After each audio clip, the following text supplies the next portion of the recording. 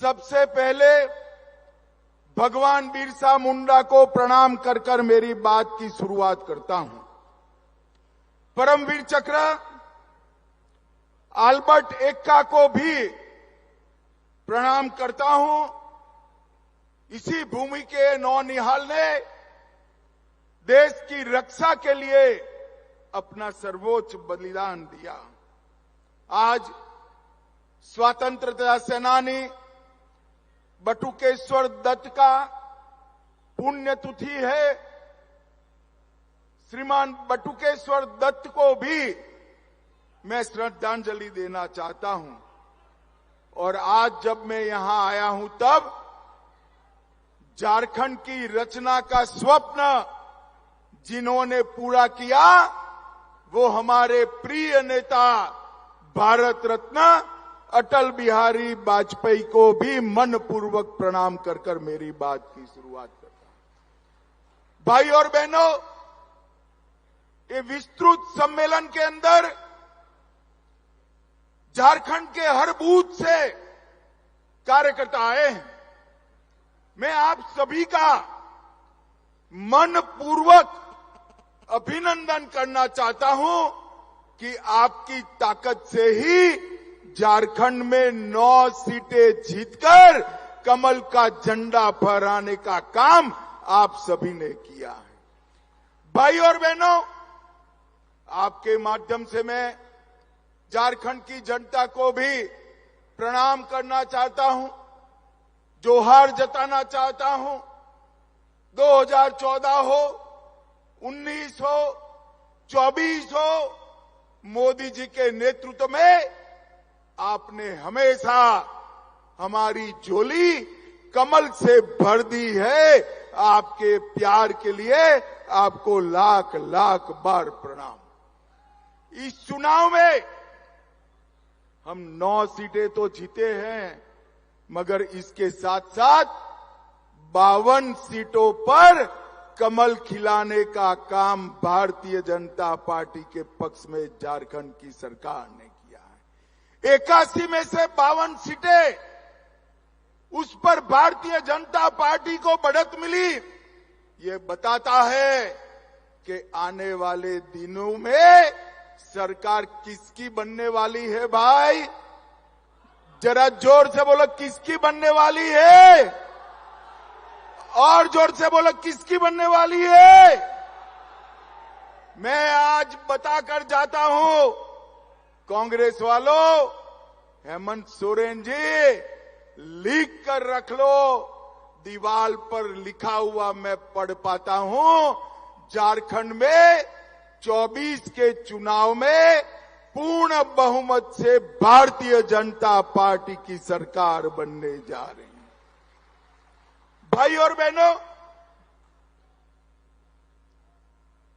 अभी अभी के लोकसभा चुनाव में न केवल झारखंड, देश भर की जनता ने भारतीय जनता पार्टी का प्रचंड समर्थन किया है।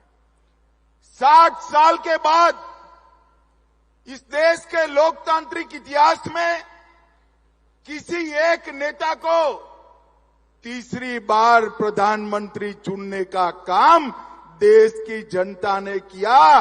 वो नेता का नाम है हमारे प्रिय नेता नरेंद्र मोदी जी। नरेंद्र मोदी 2014, 19 और 24 मोदी जी को लगातार 3 बार प्रधानमंत्री बनने का इस देश की जनता ने सौभाग्य दिया है। भाइयों बहनों, मगर मैं आज एक अजीब बात करने आया हूं। कई बार देखते हैं लोकतंत्र में विजय के बाद अहंकार आता है। विजय के बाद कई लोगों में अहंकार आता है।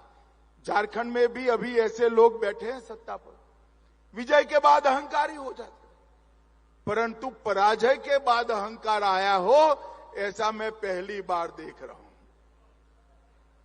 भाइयों बताओ मुझे जरा, सरकार देश में किसकी बनी?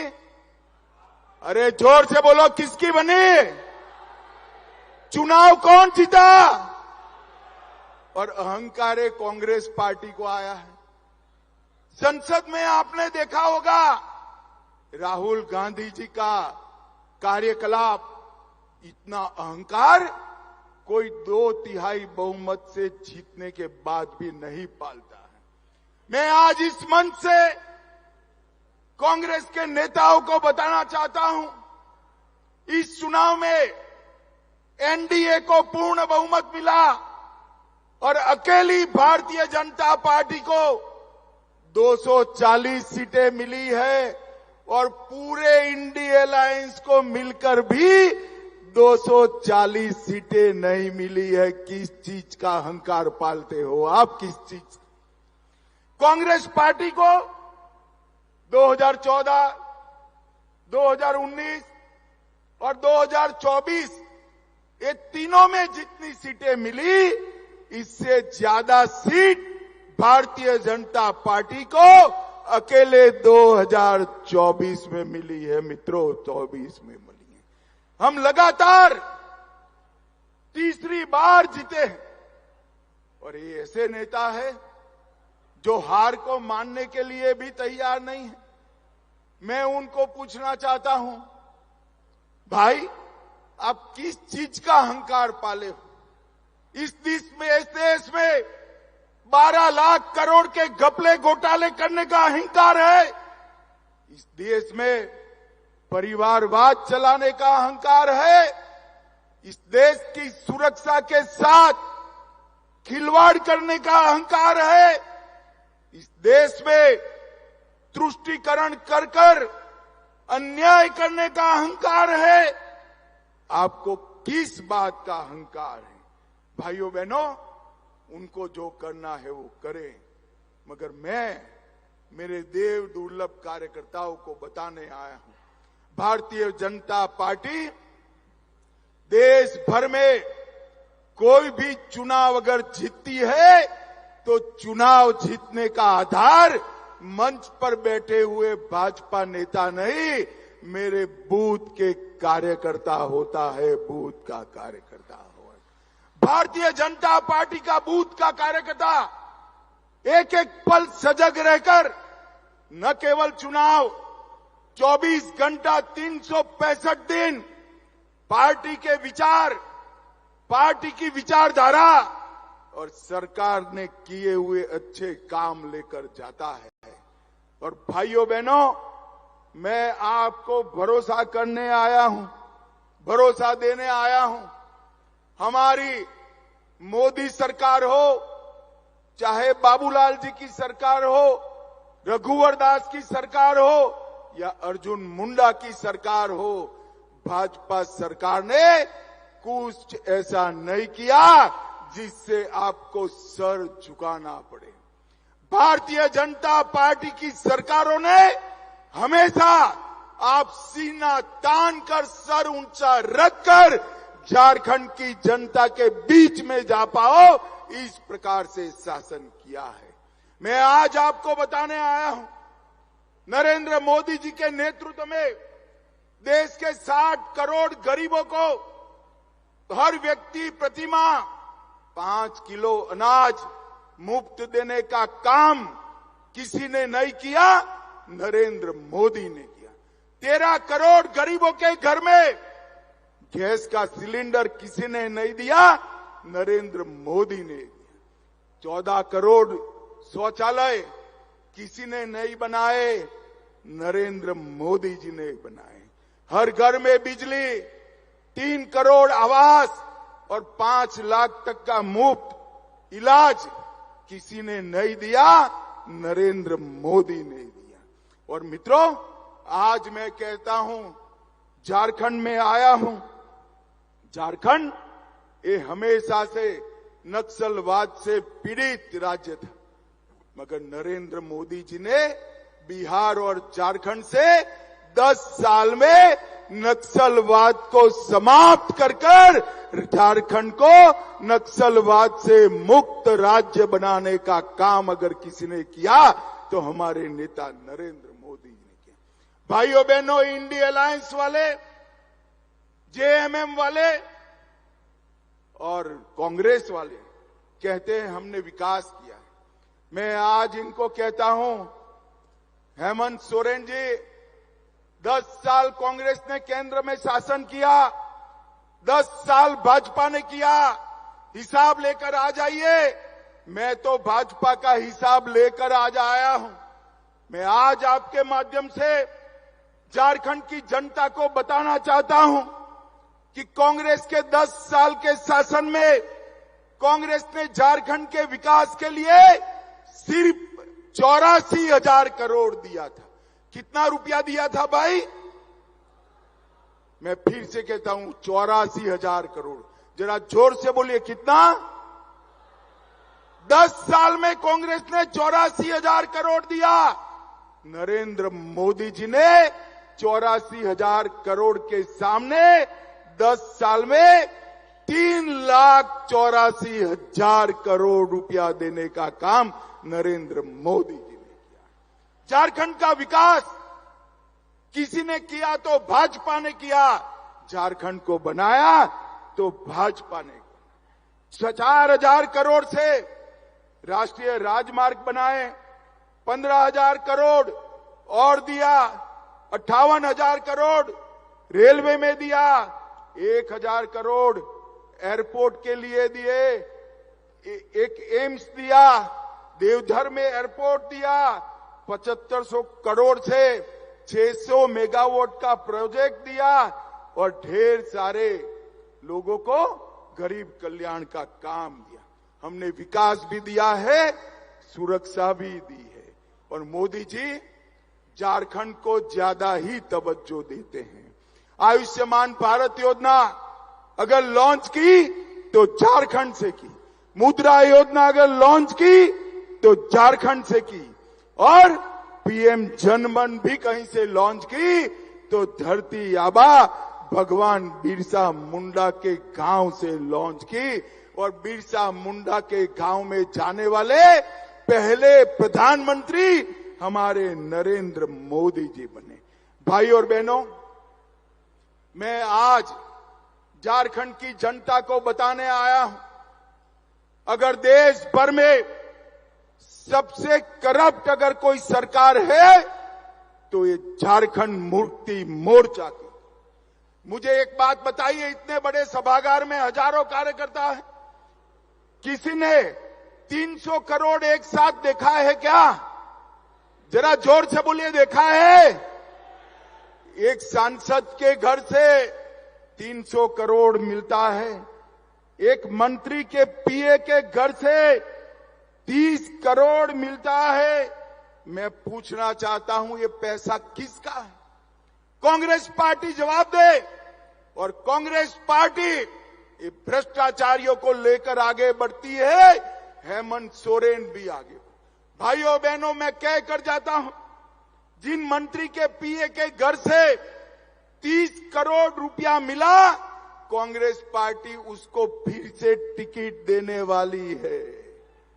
मेरी बात याद रखना, देने वाली है, क्योंकि अगर उसका टिकट काटा तो 30 करोड़ किसका है वो बताने वाले हैं। इसलिए कांग्रेस पार्टी जिनके घर से 30 करोड़ मिला उसको भी टिकट देने वाली। 1,000 करोड़ का मनरेगा घोटाला, 300 करोड़ का जमीन घोटाला, सेना की जमीन का घोटाला, 1,000 करोड़ का खनन घोटाला, 40 करोड़ का शराब घोटाला और हजारों करोड़ का ट्रांसफर पोस्टिंग का घोटाला।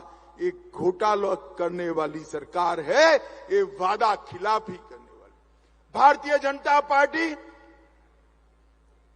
एक लिस्ट लेकर वादा खिलाफी की राज्य की जनता के सामने जाने वाली। मेरा आप सबसे अनुरोध है कि आप वो लिस्ट और हमारे विकास के किए हुए काम दोनों लेकर झारखंड के घर घर जाइए और हमारा समर्थन जुटाइए।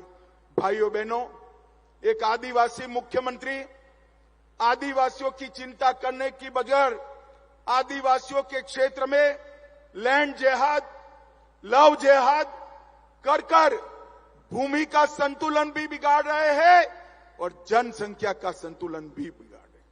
हजारों घुसपैठिए आदिवासी बच्चियों के साथ शादी करते हैं, सर्टिफिकेट प्राप्त करते हैं, भूमि खरीदते हैं और आने वाले दिनों में आदिवासी जनसंख्या घटने वाली है। अब भी घट गई है। बाबूलाल जी ने कहा है वो सही है। देश भर में कहीं आदिवासी जनसंख्या कम हो रही है, केवल और केवल झारखंड में हो रही है। आप भारतीय जनता पार्टी की सरकार बना दो, हम एक जनसंख्या के मामले में एक व्हाइट पेपर लाकर हमारे आदिवासियों की भूमि और जनसंख्या और आरक्षण तीनों हम सुरक्षित करेंगे। मित्रों, जिस प्रकार से घुसपैठ हो रही है, वो घुसपैठ यहां के युवाओं की नौकरियों को खा रही है। हमारी आबादी के अंदर घुसपैठिए नौकरी प्राप्त कर रहे हैं और हेमंत सोरेन आंख मूंद कर वोट बैंक बढ़ाने में पड़े। हेमंत सोरेन जी का आदिवासी कल्याण का मतलब है अपने परिवार का कल्याण। अरे हेमंत जी, आपने नहीं किया कल्याण। सबसे पहला आदिवासी मुख्यमंत्री अगर किसी ने दिया तो भारतीय जनता पार्टी ने बाबूलाल जी को बनाने का काम किया। सबसे पहली आदिवासी राष्ट्रपति अगर किसी ने दी तो यही संथाल से भारतीय जनता पार्टी और नरेंद्र मोदी जी ने दी। संथाली भाषा को 8वीं अनुसूची में अटल जी ने डाला और अटल जी ने ही आदिवासी कल्याण मंत्रालय बनाया और झारखंड के हर रेलवे स्टेशन पर संथाली में घोषणा करने का काम हमारे नरेंद्र मोदी जी ने किया। भाइयों बहनों, नरेंद्र मोदी जी ने ओबीसी कल्याण के लिए भी ढेर सारे काम किए हैं। नरेंद्र मोदी जी ने ओबीसी को देश के राष्ट्रीय कक्षा के सभी परीक्षाओं में 27% आरक्षण दिया, पिछड़ा वर्ग आयोग बनाया और पिछड़ों के अधिकार सुरक्षित किए। और सबसे ज्यादा पिछड़े अगर किसी एक प्रधानमंत्री के मंत्रिमंडल में है तो नरेंद्र मोदी जी के मंत्रिमंडल में 27% पिछड़ा रहता है। मोदी जी ने पिछड़ों का कल्याण, दलितों का कल्याण, आदिवासियों का कल्याण, इस मोर्चे पर जो काम किया है वो देश में किसी ने नहीं किया है। और मोदी जी ने सबसे बड़ा काम किया है, देश को सुरक्षित करने का काम किया है। भाइयों बहनों, आज मैं यहां आया हूं तब आप सबसे न केवल भारतीय जनता पार्टी के लिए, आदिवासियों के लिए, पिछड़ों के लिए, समस्त झारखंड की जनता के लिए अपील करने आया हूं। एक घोटालेबाज सरकार को एक बार उखाड़ कर फेंक दीजिए और यहां मोदी जी के नेतृत्व में कमल फूल की सरकार बनाइए। मुझे बताओ जोर से, जरा जोर आवाज से बताना, प्रचंड बहुमत के साथ भाजपा सरकार बनाएंगे क्या? जरा जोर से बोले, बनाएंगे? कांग्रेस जेएमएम की सरकार फेंक देंगे? घर घर जाकर इनका भ्रष्टाचार और वादा खिलाफी बताएंगे? घर घर जाकर मोदी जी का काम बताएंगे? हर बूथ को कमल फूल को जिताने का संकल्प लेंगे? तो मेरे साथ दोनों हाथ उठाइए, दोनों हाथ उठाइए, विजय के विश्वास की मुट्ठी भींचे और प्रचंड आवाज से बोलिए, भारत माता की वंदे वंदे वंदे।